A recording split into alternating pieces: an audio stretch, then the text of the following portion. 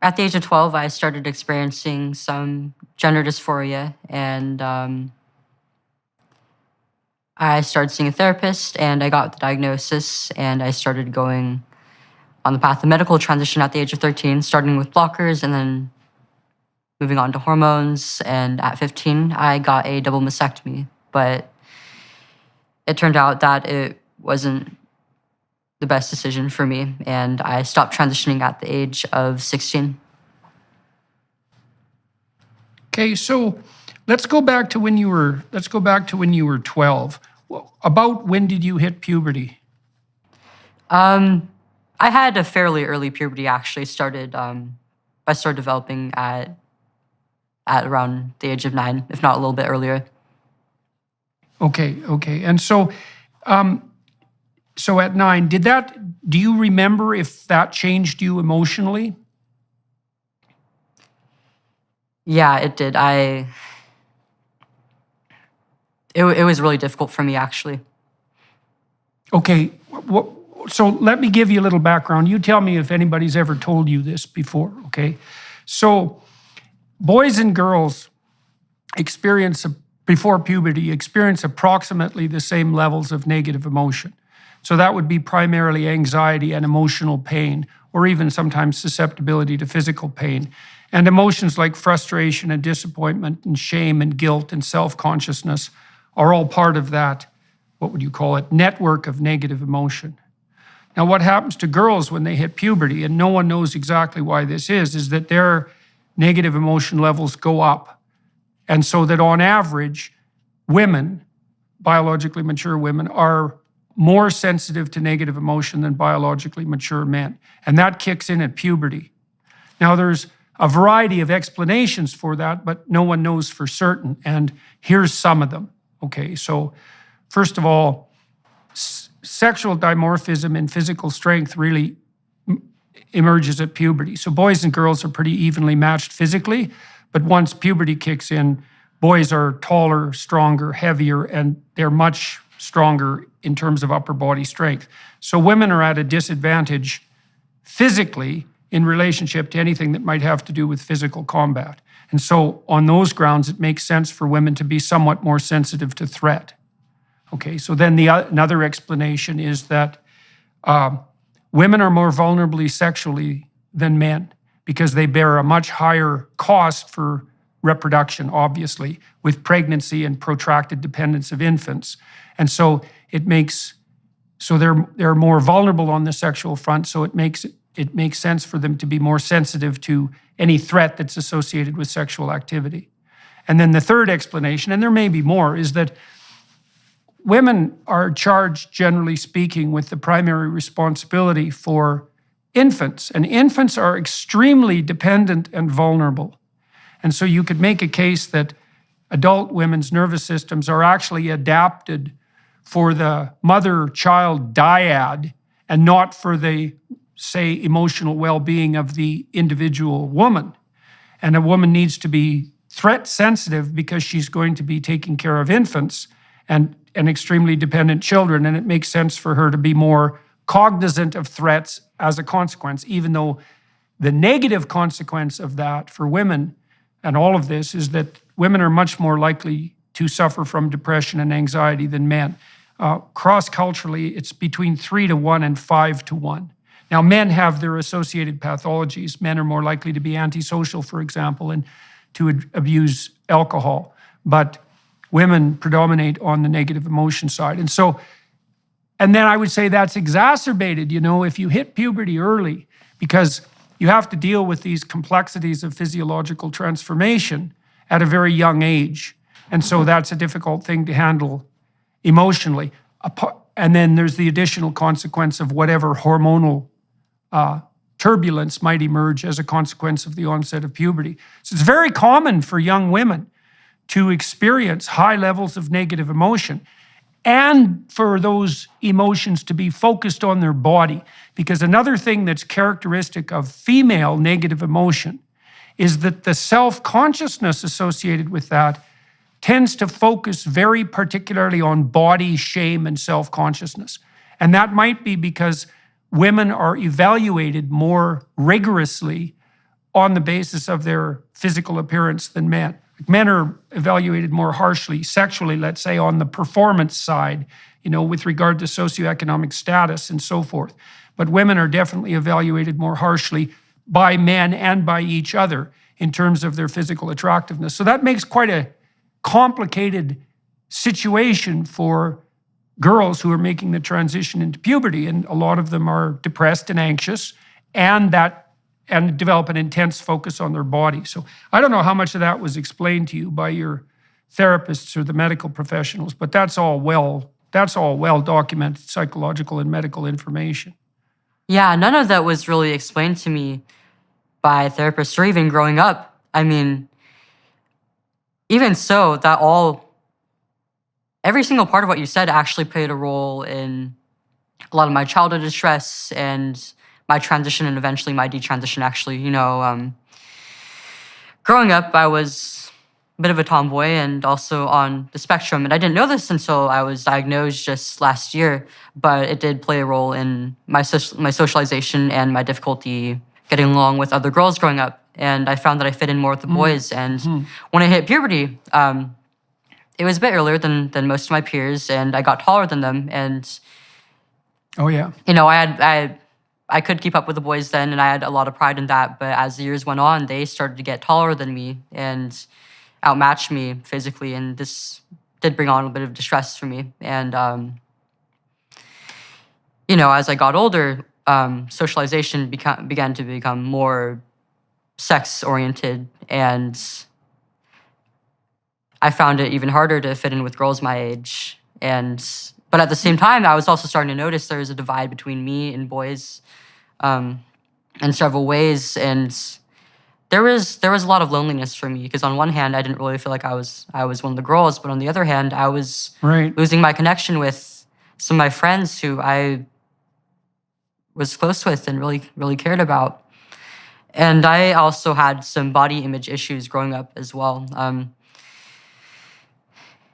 I often talk about how social media played a role in it, but really it started from a very young age, actually. I mean, I was born into a very image-oriented, very sex-oriented society.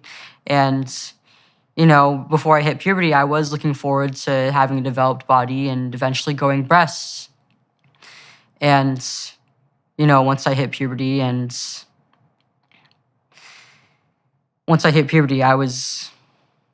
it wasn't what I expected, and I was really quite disappointed how I looked. I was very, very skinny. I was on the smaller chested side. And, I grew up in an age where we kind of glorify bodies that are very, very voluptuous, lots of curves.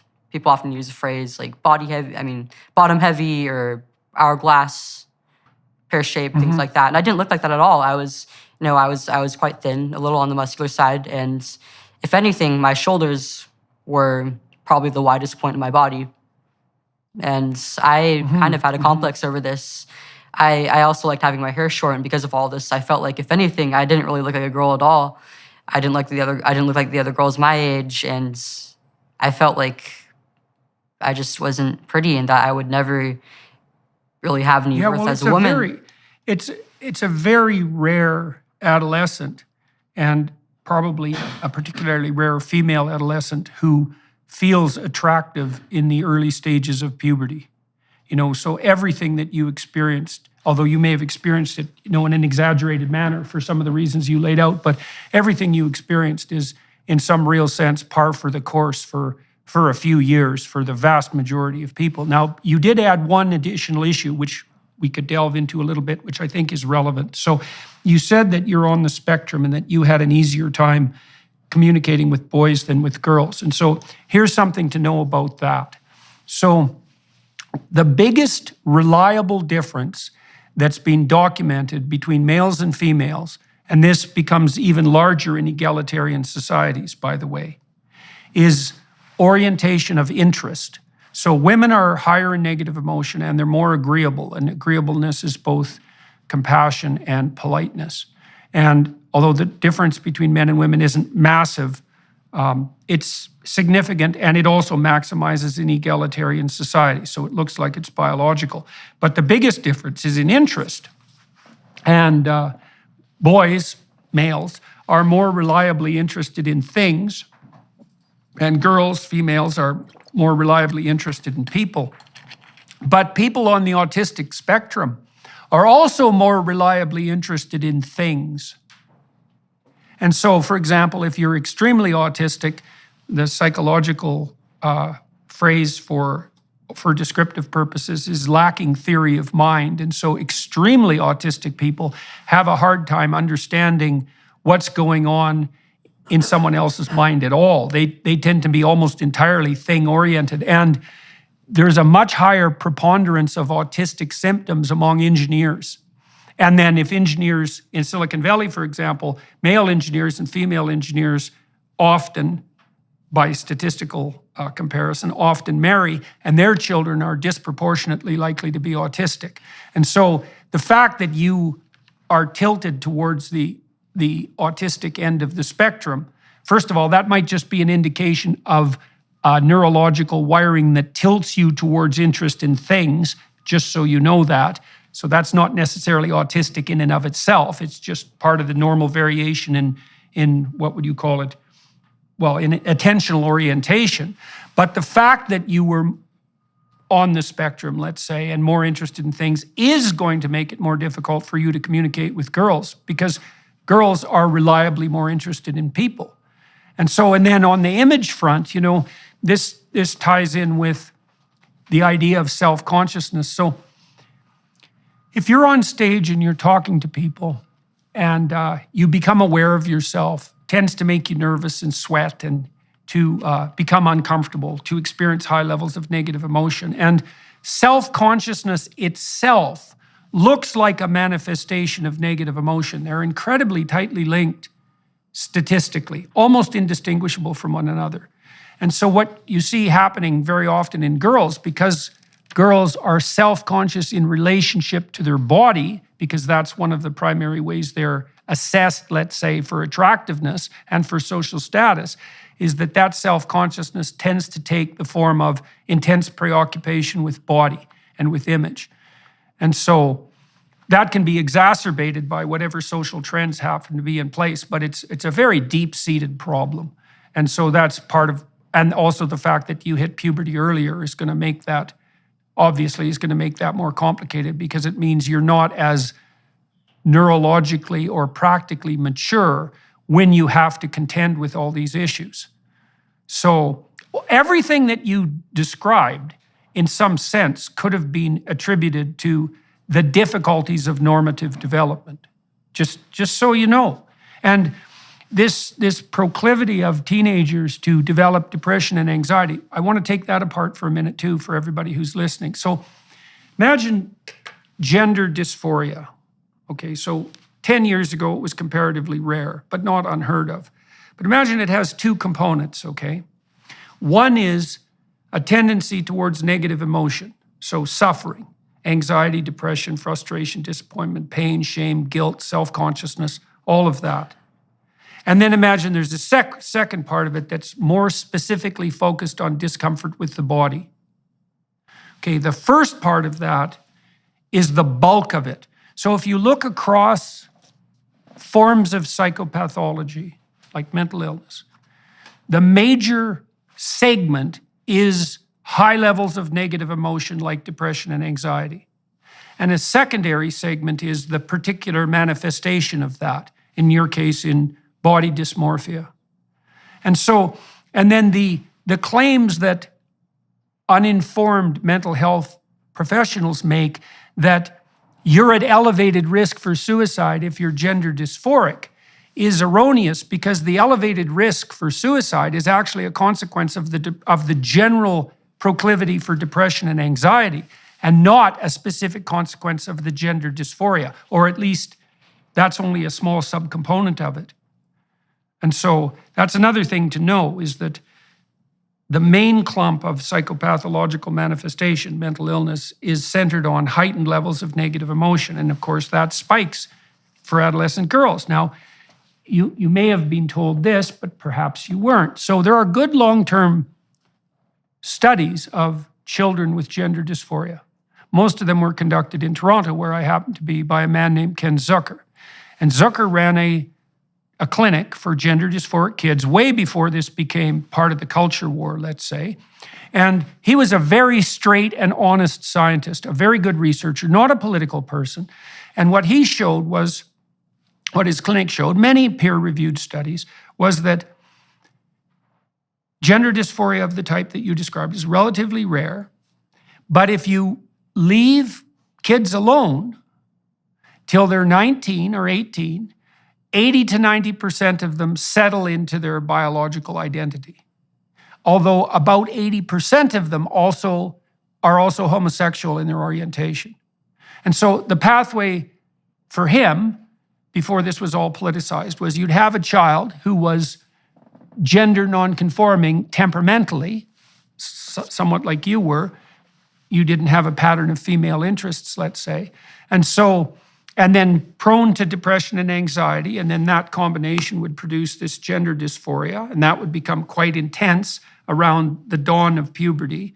But if you just backed the hell off and waited, those kids would settle into their body, but generally I'd adopt a homosexual orientation.